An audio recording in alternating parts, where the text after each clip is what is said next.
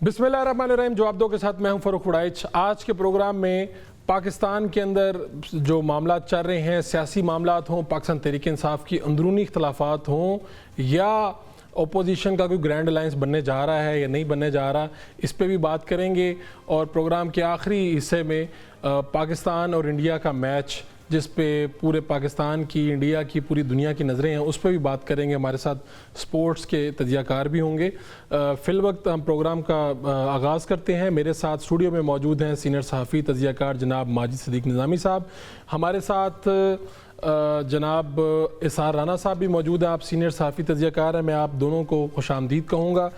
इसार राना साहब, मैं आपसे आगाज़ करूँगा। ये फवाद चौधरी साहब की जो स्टेटमेंट है, जिसमें वो कहते हैं कि पाकिस्तान तहरीक इंसाफ की जो मौजूदा क़यादत है, ये इस्टेब्लिशमेंट ने कहीं इनको भेजा है, ये उन्हीं की तरफ से है, तो आप कैसे देखते हैं इस बयान को?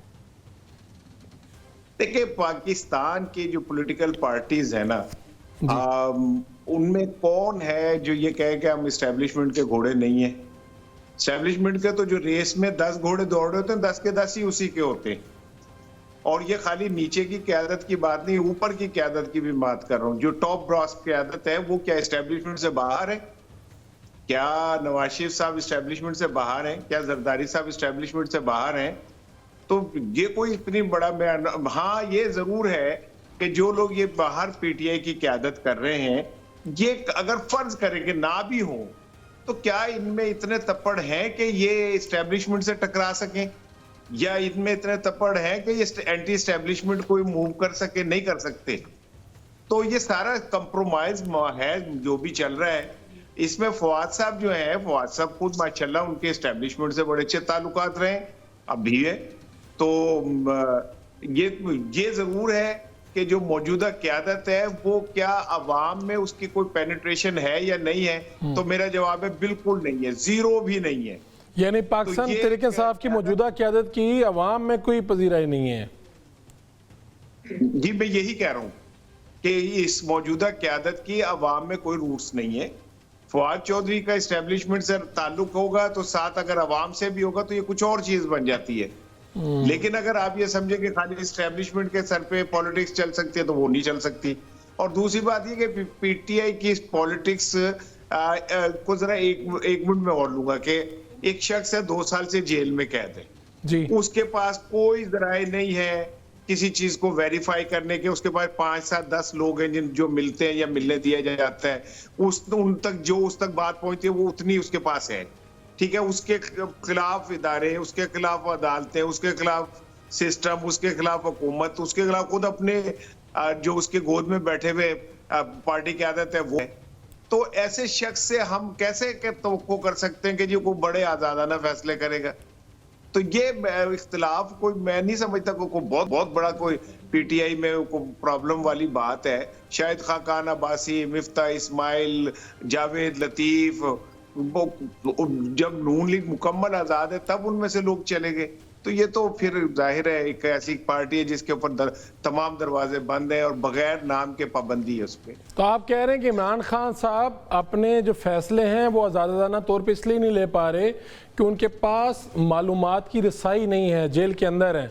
तो जब वो बाहर थे तब वो आज़ादाना फैसले लेते थे? नहीं, तब लेते थे, या तब पार्टी में इस तरह की कोई सिचुएशन नहीं थी। तब पार्टी में बड़े ग्रुप थे, ये तो बहुत छोटे ग्रुप हैं। तब तो शाह महमूद कुरैशी का ग्रुप, जहांगीर तरीन का ग्रुप, फवाद चौधरी का ग्रुप, परवेज इलाही का ग्रुप, सारे थे।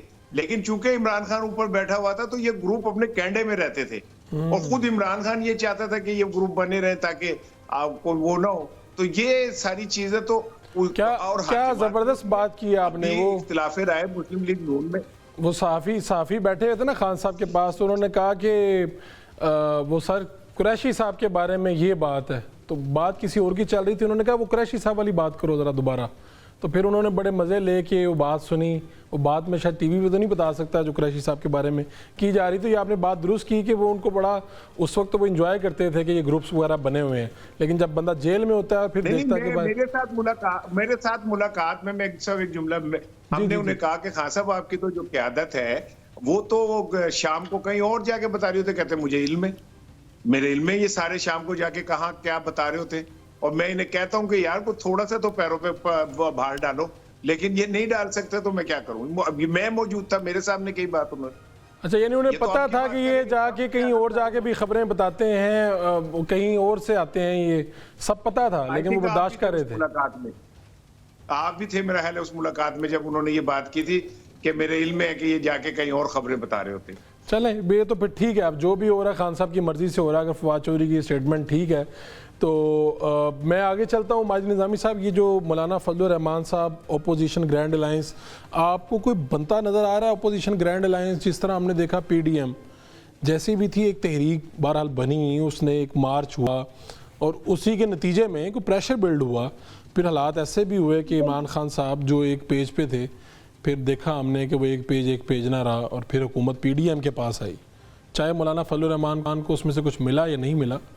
तो अभी ऐसी कोई तहरीक बड़ी नज़र आ रही है और मौलाना फजलुर रहमान के मुतालबात क्या हैं, क्या वो पूरे हो रहे हैं या नहीं हो रहे? जी बहुत शुक्रिया। इसमें 2-3 पॉइंट्स हैं। एक तो ये है कि तहरीक इंसाफ की जानिब से जो इत्तेहादी अपोजिशन की जमातें हैं उनको क्या पेशकश की जाती है, उसकी वजह यह कि तहरीक इंसाफ ने हमेशा एक जारहाना पॉलिटिक्स की है और गवर्नमेंट के अंदर तो वो अलायंस बनाते हैं असम्बलीज़ के अंदर, लेकिन उससे बाहर वो कोई इत्तेहादी सियासत इतनी उनकी है नहीं।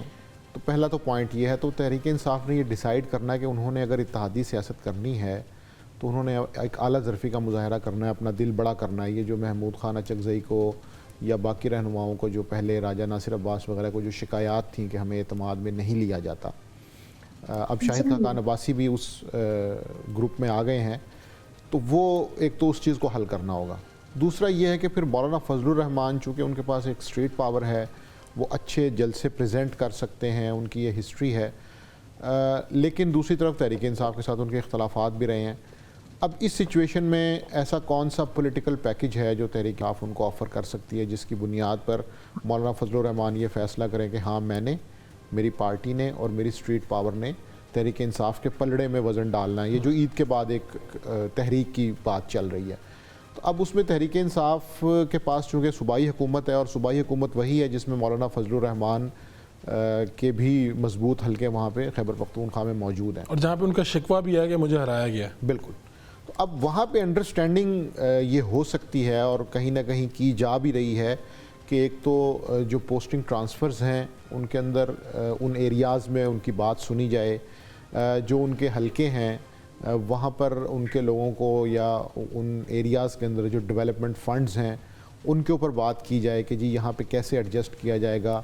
फिर इसी तरह जो तकर्रुर तबादले हैं जिस तरह हम बात कर रहे हैं, एक आध हुआ भी है और बाकी बड़ा तबादला मेरा ख्याल है जो चीफ़ सेक्रेटरी खैबर पख्तूनख्वा का जो ट्रांसफ़र है उसके अंदर भी इस तरह की कुछ ना कुछ नेगोशिएशंस शामिल हैं। तो अब ये 3-4 चीज़ें हैं। फिर इसमें आखिरी एक पॉइंट आता है, वो ये है कि मुमकिना तौर पर जब इलेक्शंस होंगे तो क्या तहरीक इंसाफ कुछ ऑफ़र करेगी JUIF को एज ए इत्तेहादी जमात के, जी इतनी सीटें आप ले लें, इतनी हम ले लेते हैं। वो तो बड़ी अभी दूर है, बहुत दूर की बात है। तो मेरे ख्याल में मौलाना फजलुर रहमान तो जो सामने होगा शायद उसको देखेंगे। तो जो सामने है वो पोस्टिंग्स हैं, वो फंड्स हैं, वो कॉन्स्टिट्यूंसी पॉलिटिक्स है, अपने कुछ हल्के। तो ये 2 महीनों में अगर तहरीक इंसाफ उनके साथ इस चीज़ के ऊपर कोऑपरेट करती है खैबर पख्तूनख्वा में, तब मौलाना फजलुर रहमान फिर मैदान में आएंगे और वो अपनी एहतजाजी सियासत का जो वज़न है वो तहरीक इंसाफ के पलड़े में डालेंगे। अगर ऐसा नहीं होता तो मौलाना फजलुर रहमान चूँकि एक अक्लमंद सियासतदान है, तो वो ऐसा नहीं करेंगे कि पहले वो एहतजाज के लिए लोग भेज दें, उसके बाद वो इंतज़ार करें कि जी मेरे मुतालबात भी पूरे करिए। ठीक है, ये राना साहब ऐसे ही है, ज़रा निज़ामी साहब से हमने ये पूछने की कोशिश की है आपसे भी कि ये जो अपोजिशन ग्रैंड अलायंस है, आपकी नज़र में ये बनता इसी तरह से नज़र आ रहा है? अच्छा देखो, बात ये कि जो अलायंसेस है ना वो बनते हैं बड़े दिल के साथ। मोहतरमा बेनज़ीर भुट्टो जब भी अलायंस बनाती थी तो वो पिछले बेंचों पे बैठना पसंद करती थी और आगे मौलाना नसरुल्लाह साहब को और बाकी लोगों को रखती थी।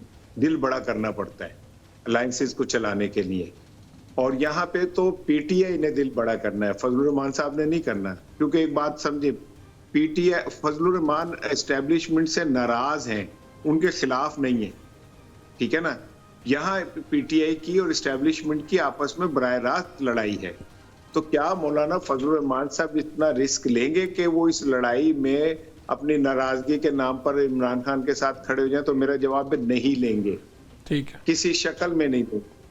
वो नाराजगी अपनी उनकी अगर आज दूर हो जाए तो आज ठीक हो जाएंगे। उनका कोई नजरियाती जंग नहीं है किसी से भी, वो एक हशरियाती जंग करते हैं जिसमें उनको अगर फायदा हो रहा हो तो बैकफुट पे चले जाते हो, कहते हैं यही पॉलिटिक्स है। तो अब मुझे ये जो अलायंस है वो इतना फ्रूटफुल नहीं नजर आ रहा। हाँ, ये जरूर है कि पीटीआई पे एक जो ये इल्जाम था कि सोलो फ्लाइट करते हैं वो खत्म हो जाएगी, और एक ये जो जेस्चर के जी पीटीआई जो है वो बड़ी अग्रेसिव है, किसी को साथ नहीं मिलाती, वो खत्म होके एक ये, और ये बड़ी अच्छी बात है। नहीं राणा साहब, जरूरत नहीं है पाकिस्तान तहरीक इंसाफ को। मुझे लगता है इस वक्त तो पंजाब में जहाँ पे पाकिस्तान तहरीक इंसाफ कहती है कि हम हर जगह से जीते हुए हैं, दूसरे सूबों में कोई एहतजाज नहीं कर पा रहे मौसर, तो इस तरह के मजबूत तहरीकी लोग चाहिए इन्हें। इमरान खान साहब ने जब धरना किया था, तारुल कादरी साहब साथ में खड़े थे, तो ऐसे लोग चाहिए, फिर जाके कहीं मेरे ख्याल में कोई स्ट्रीट पावर शो करने के काबिल होंगे। तो पंजाब की सूरत बड़ी डिफरेंट है। पंजाब पुलिस ने जिस तरह पीटीआई वर्कर्स के घर पे छापे मारे माजी में, जितनी तोड़ फोड़ की, जिस तरह उठा के ले गए, पता नहीं चलने दिया, आज तक वर्कर घरों से भागे हुए हैं। आज भी जरा कोई पत्ता खड़कता है तो दरवाजों के, घरों के दरवाजे टूटने शुरू हो जाते हैं। तो पंजाब में तो मरियम साहिबा ने बड़े तरीके से एक अच्छी खौफ की फिजा कायम कर दी है, जिसमें आम वर्कर तो नहीं निकलता, डरता। आप अप्रिशिएट कर रहे हैं मरियम साहिबा को मेरे ख्याल में? बिल्कुल, उन्होंने बड़े अच्छे तरीके से इतना खौफ फैलाया है, तोड़ फोड़ करके लोगों को उठा के पुलिस से तशद्दुद करवा के एक कामयाब वजीर आला साबित हुई है। तो अब लोग कहते हैं हमारे पास रजिस्ट्री के पैसे नहीं है, हम कहाँ बच्चे की जमानतों के लिए ख्वार होते फिरेंगे।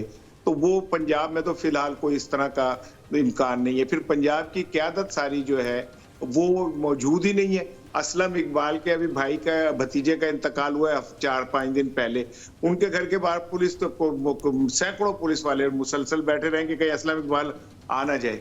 तो इस हालात में जब हमारे अंदर इखलाकियात सारी खत्म हो गई हो, तो वहां पंजाब में आप कैसे तवक्को कर सकते हैं कि गबरू पुत पंजाब दे उठेंगे और वो कोई करने निकल आएंगे। हाँ, मोमेंटम बन जाए तो मैं कह नहीं सकता कि फिर कुछ भी हो जाए, मोमेंटम बन जाए तो बन जाता होता है, लेकिन बज़ाहिर ये है कि पंजाब में तो अभी इम्कान नजर नहीं आ रहा, क्योंकि अकेली आलिया हमजा जो है वो पंजाब के वर्करों को बाहर नहीं निकाल सकती। बाकी पंजाब की क़यादत या कंप्रोमाइज हो चुकी है, या खौफ का शिकार हो चुकी है, या वो चाहते ही नहीं कि इमरान खान बाहर आए।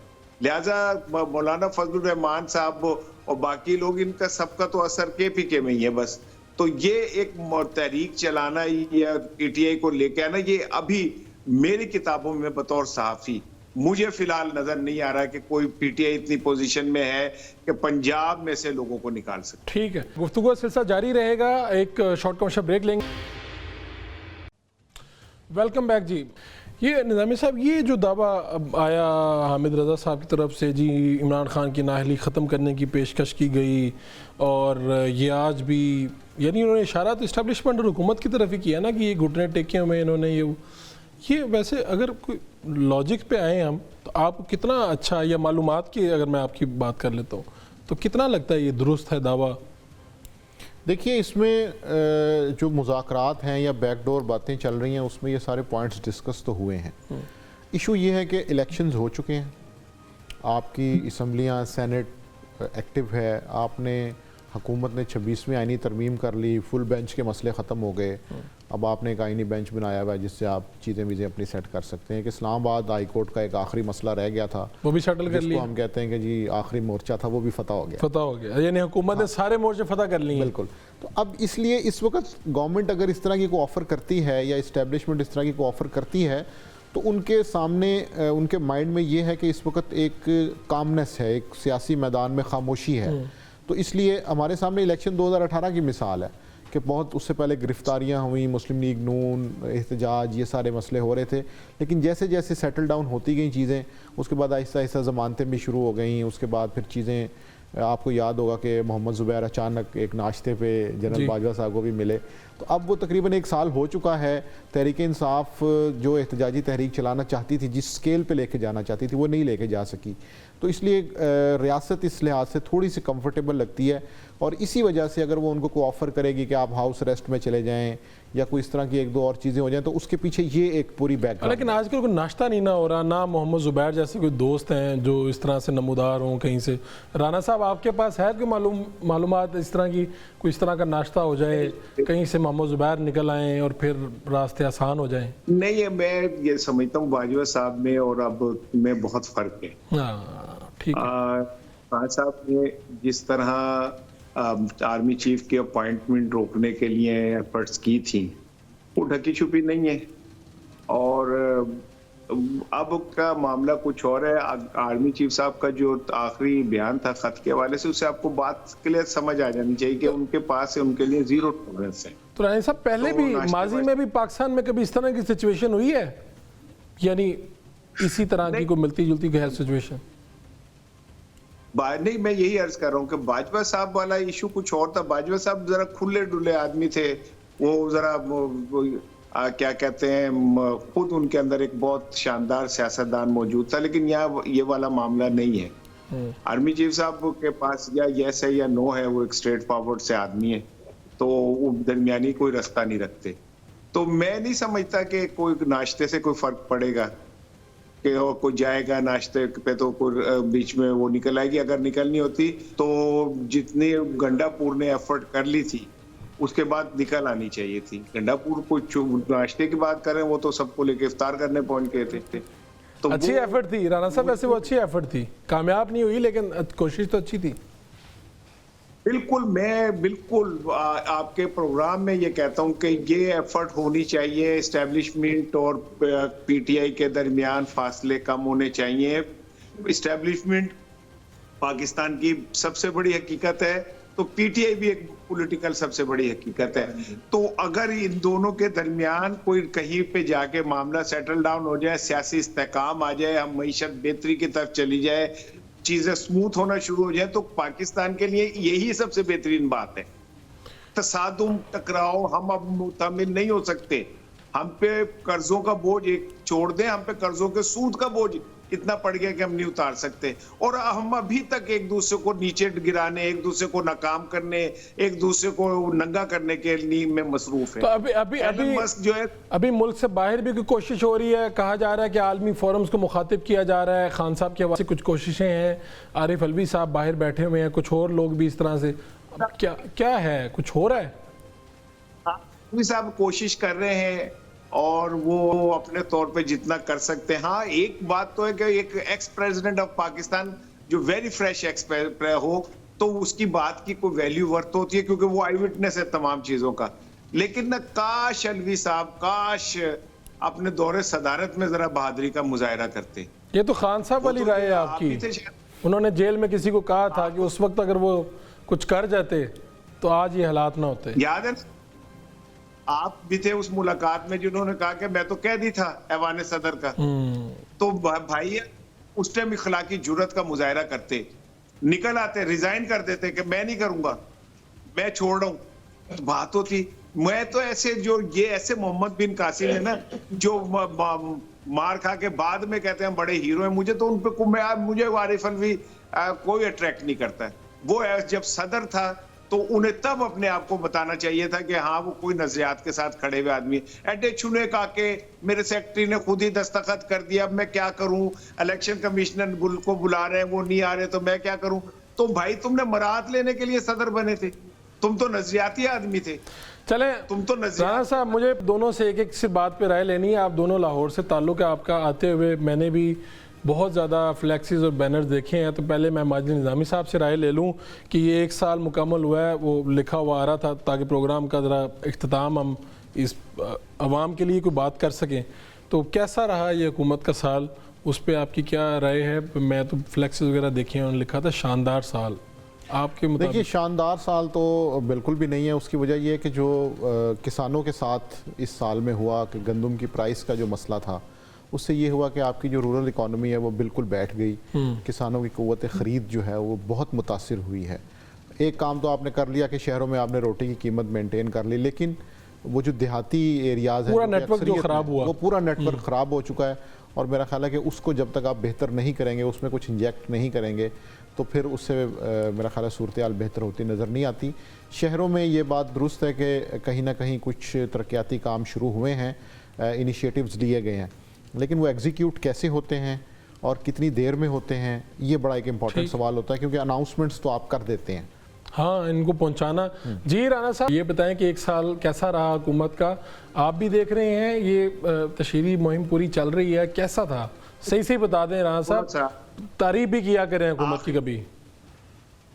मैं करने लगा हूँ कि ये रात को अगर वो वाला रंग दोबारा ले आते ना जो सड़कों में बारिश ने मिटा दिए हैं, जिसपे 16 करोड़ रुपए सोना था लगे थे, और वो बिल्कुल ऐसे लग रहा है जैसे बेवा की मांग होती है ना उजड़ी हुई सी, तो ज्यादा अच्छा हो जाता कि ये एक साल प्यारा लगता, वो ग्रीन पट्टियां नीली पट्टियां दोबारा लग जाती। 16 करोड़ रुपए का हमने ऐसा रंग लगाया जो एक बारिश ने उड़ा दिया। इसी से अंदाजा कर ले कॉस्मेटिक तरक्की क्या होती है और हकीकी तरक्की क्या होती है। एक साल मैंने तो गरीबों को भूखे मरे खुदा को गवा करके कह रहा हूँ कि मैं झूठ नहीं बोल रहा, एक लफ्ज झूठ नहीं बोल रहा। मैंने लोगों को रोटी के लिए तड़पते देखा, मैंने बच्चों को स्कूल से उठते देखा फीसों की वजह से, मैंने लोगों को किताबें ना होने की वजह से अपने बच्चों को घर बिठाते बैठे हुए देखा, मैंने बिजली के बिल ना होने की वजह से लोगों को गर्मी के अंदर पंखे बंद करके बैठते हुए देखा है। अगर आप तरक्की ये समझते हैं कि बोर्डों के ऊपर बड़े बड़े नारे लिख दें तो भाई आपसे बड़ा कोई कामयाब आदमी नहीं है। और अगर ग्राउंड रियलिटीज पे इन कीड़े मकोड़ों की तरफ देखें तो यार को खुदा का खौफ कर ले, इन्हें जीने का मौका दे। करें आप, हुकूमत आप ही के नाम की है, तुर्की सदर आएगा गाड़ी आप चला लें या जरदारी साहब की बेटी चला लें, आप ही चलाते रहे भाई, वो इन्हें जीना वक्त दे दो, थोड़ा जा मौका दे बस। तो राना साहब, ये जो जितने मंसूबे नजर आ रहे हैं, कोई स्मार्ट कार्ड है, कोई हेल्थ कार्ड है, कोई ज़राअत कार्ड है, ये आपको नहीं नजर आ रहे? कौन सी चीज है ये नई है? क्या ज़राअत कार्ड पहले नहीं था? क्या हेल्थ कार्ड इमरान खान का पहले नहीं था? कौन सी चीज है? लैपटॉप शहबाज शरीफ नहीं देते थे? कोई एक चीज बताएं जो आपने नहीं की है। उन्हीं चीजों को वो मुगल आजम ब्लैक एंड व्हाइट को कलर करके शुगल आजम कर दें तो उससे क्या फर्क पड़ जाता है? ये तो सारा कुछ पहले भी आपको मुतमिन करना बहुत मुश्किल है राना साहब, आप बड़े क्रिटिकल साफ़ी हैं। तो मैं तो अभी एक ब्रेक पे जाना है मुझे, मैं आपसे इजाज़त लेता हूँ। आप दोनों भाइयों का बहुत शुक्रिया, जनाब साराना साहब सीनियर साफ़ी तजिया का, माजिद निज़ामी साहब, आप दोनों का बहुत बहुत शुक्रिया। एक शॉर्ट ब्रेक लेंगे, ब्रेक से वापस आएंगे तो पाकिस्तान और इंडिया का टाकरा है और क्या तैयारी है, कौन सी टीम किसको ज़्यादा एज हासिल है, दुबई इंटरनेशनल स्टेडियम में ये मैच हो रहा है, इसका नतीजा क्या हो सकता है। एक शॉर्ट कमर्शियल ब्रेक से वापस आएंगे तो आपको बताएंगे। वेलकम बैक जी। आज हम इस पे भी बात करेंगे कि कल जो टाकरा होने जा रहा है पाकिस्तान और इंडिया के दरमियान, ये इस पे सिर्फ हमारी पाकिस्तान और भारत की नज़रें नहीं हैं, पूरी दुनिया की नज़रें हैं। और ये कितना दिलचस्प मैच होगा, दुबई इंटरनेशनल स्टेडियम में ये मैच होने जा रहा है। पाकिस्तान को क्या एज हासिल है, इंडिया की टीम कितनी बेहतर है या पाकिस्तान की टीम कितनी बेहतर है, इसी पे आज बात करेंगे। हमारे साथ मौजूद है साबिक क्रिकेटर अजहर खान साहब मौजूद है, हमारे साथ हमारे बहुत ही ज़बरदस्त स्पोर्ट्स रिपोर्टर जनाब चौधरी मोहम्मद अशरफ साहब मौजूद हैं। मैं आप दोनों का बहुत शुक्रिया इस ख़ास मौके पे जब आप दोनों की बहुत ज़्यादा मसरूफियात हैं। खान साहब, मैं आपसे स्टार्ट करता हूँ। पाकिस्तान और इंडिया का ये मैच जिस पे सबकी नज़रें हैं, कौन सी टीम अभी तक एक मैच खेला दोनों ने, कौन सी बेहतर है? वैसे ये सवाल करते हुए थोड़ा सा मैं मुस्कुरा भी रहा हूँ, लेकिन आपसे मैं चाहूँगा एक्सपर्ट की राय क्या है?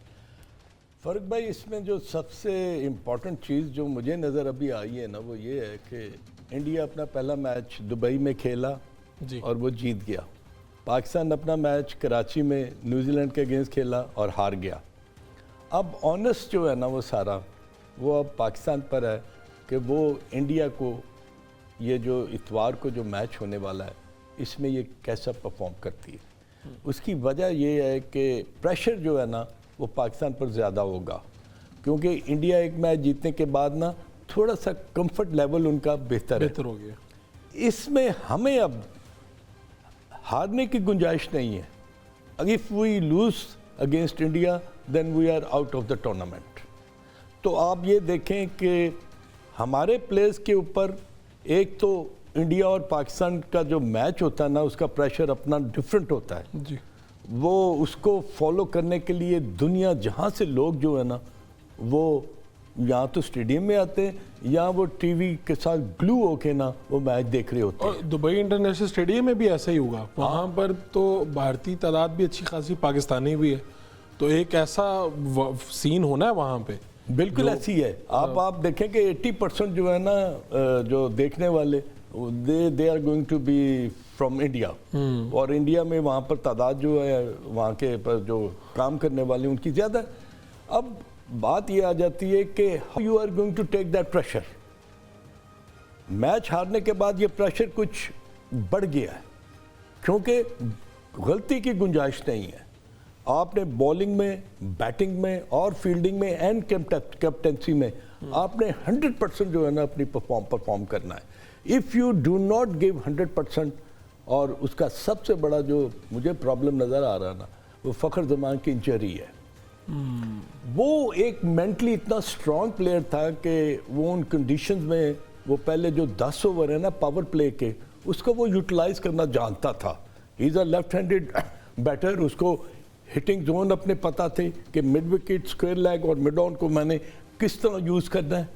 तो ये जो चीज़ जो है ना दैट इज गोइंग पाकिस्तान के लिए थोड़ा सा मतलब in my humble opinion, I may be wrong, और मुझे अल्लाह करे कि पाकिस्तान की टीम मुझे गलत साबित करे, मगर ये कि it is going to be a mega match और बड़ा हाई वोल्टेज मैच होगा।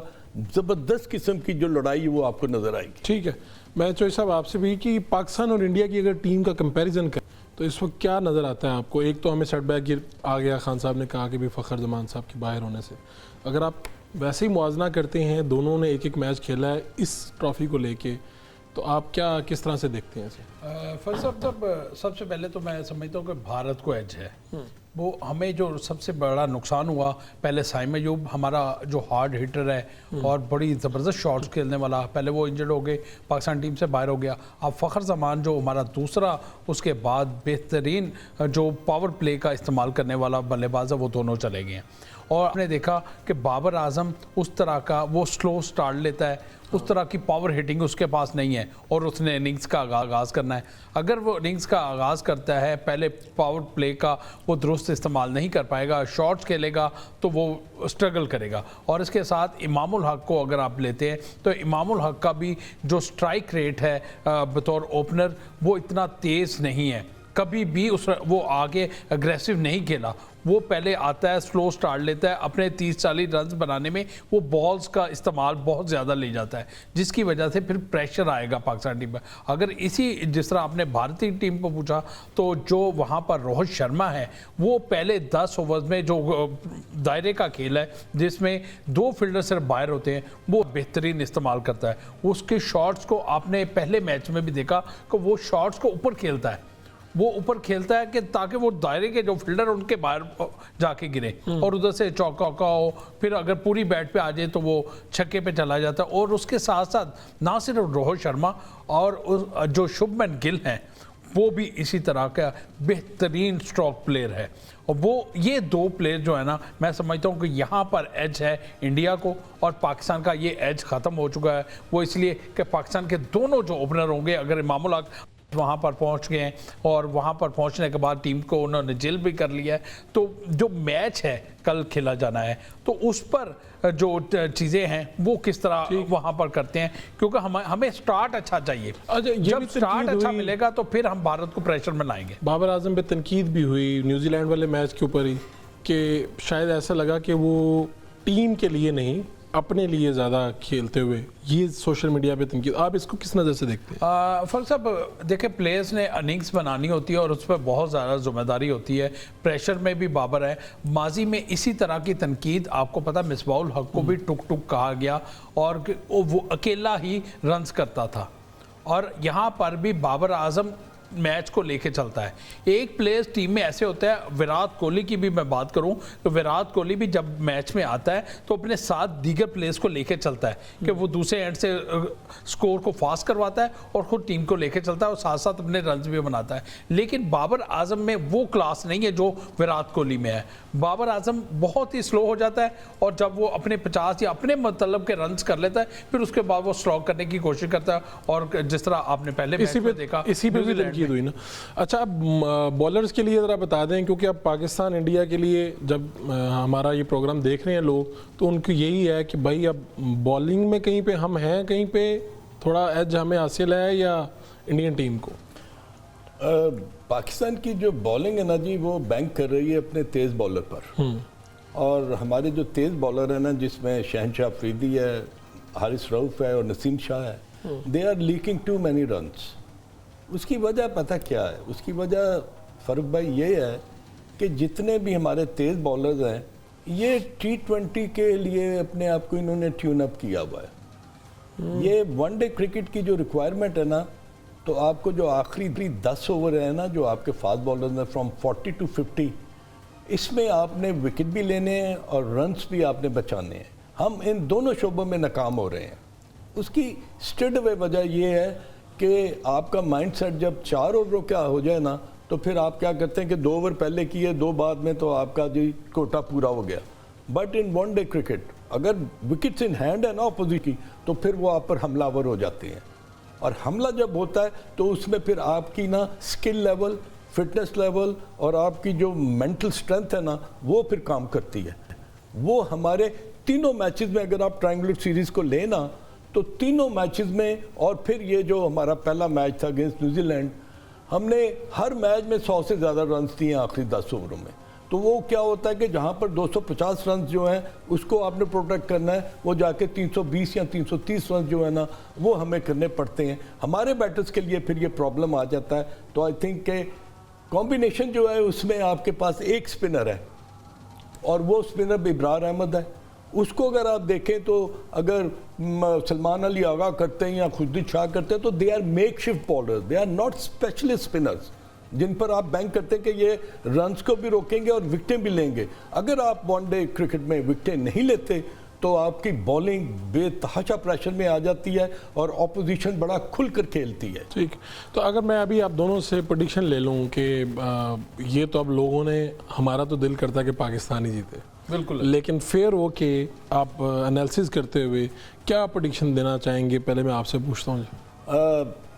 फ़र्क भाई, मेरा दिल और दिमाग जो है ना, वो दिल तो चाह रहा कि इंशाल्लाह पाकिस्तान जीतेगा, मगर दिमाग में जो हलचल मची है, जो एक जंग जारी है, वो ये है कि a better team is going to win, जो अपनी बॉलिंग में, अपनी बैटिंग में, अपनी फील्डिंग में चांसेस को अवेल करेगी। और जो क्राउड प्रेशर और जो टीवी पर जो करोड़ों लोग देख रहे हैं, अरबों लोग देख रहे हैं, उस प्रेशर को जो 11 खिलाड़ी हैं वो कैसा लेंगे, ये वक्त बताएगा जब मैच होगा। और टीम के ऊपर प्रेशर तो है बहरहाल, क्योंकि वही एक जीत एक हार। जी चौधरी साहब, आप क्या? देखिए जी, मैं जो बतौर सपोर्टर मैं समझता हूँ कि यहाँ पर पाकिस्तान के लिए गलती की गुंजाइश नहीं है। अब कश्तियाँ चला दें, कल का जो मैच है वो आप ऑल आउट जाएं और डू और डाई वाला मामला हो गया। देखिए, मैं नहीं कहूँगा कि पाकिस्तान के खिलाफ कि भारत जीतेगा, मैं कहूँगा पाकिस्तान जीतेगा और मैं पाकिस्तान को सपोर्ट करूँगा और पाकिस्तान को अब कश्तियाँ जला दें। और ये हमारे बहुत सारे खिलाड़ियों का मुस्तकबिल भी ये मैच तय कर देगा। यानी यही मैच है जो तय करेगा कि कौन से खिलाड़ी फिर आगे जाएंगे, आगे चलेगा, उनका मुस्तकबिल। आपने बड़ी अहम बात की।